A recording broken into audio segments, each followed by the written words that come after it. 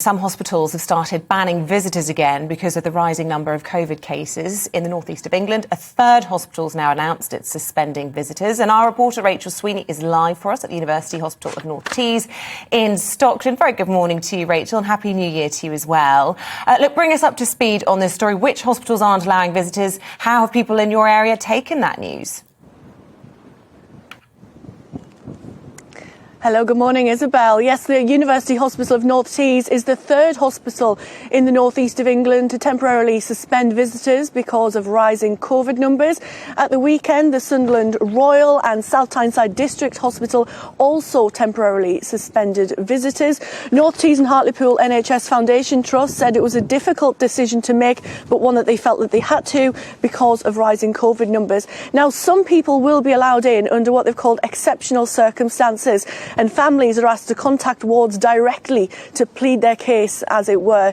Now, so many viewers have been in touch about this topic.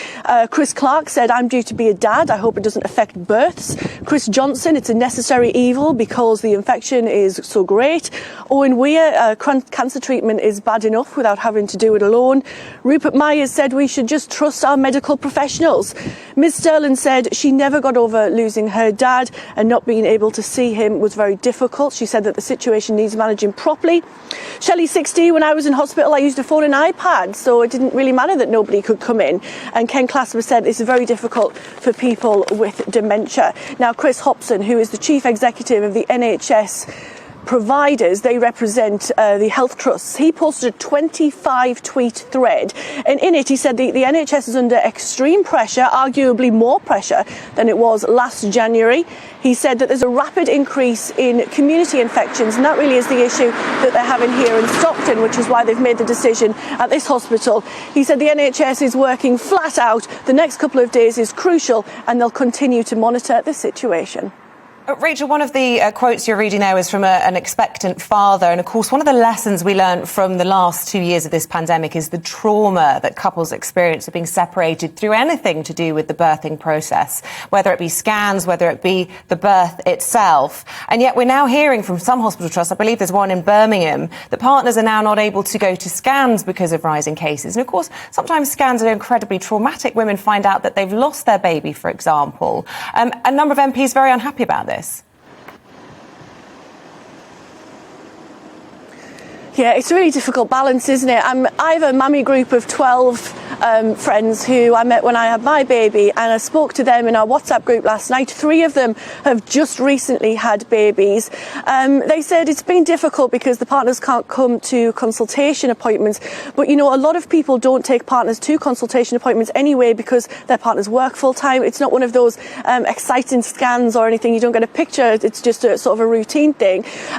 Some of them have found it very difficult to not have the support, so it really depends on the individual circumstances. Now, there are some changes that women do have to face in clinics and hospitals. Some midwife appointments now are phone or video. Now, some people have argued against that because it's such an important relationship you have with your midwife, and for it to be over the phone, arguably, it's not as personal. You might have to wear a mask and gown in hospital, or you might be asked to provide a negative result. Also, appointments can be cancelled or rescheduled, which is very difficult if you are feeling anxious. But the NHS says that it understands that birth partners are extremely important for well-being during labour and birth.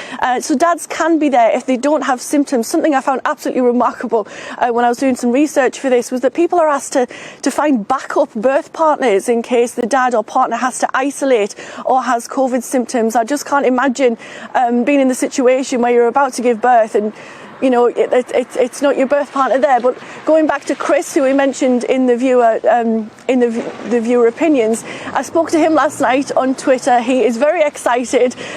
His wife or partner will be giving birth in this hospital right here in the next couple of days, any day now. And I've sent him all the very best from all of us. Oh, sending our best as well. Rachel, thank you very much for taking us through all of that.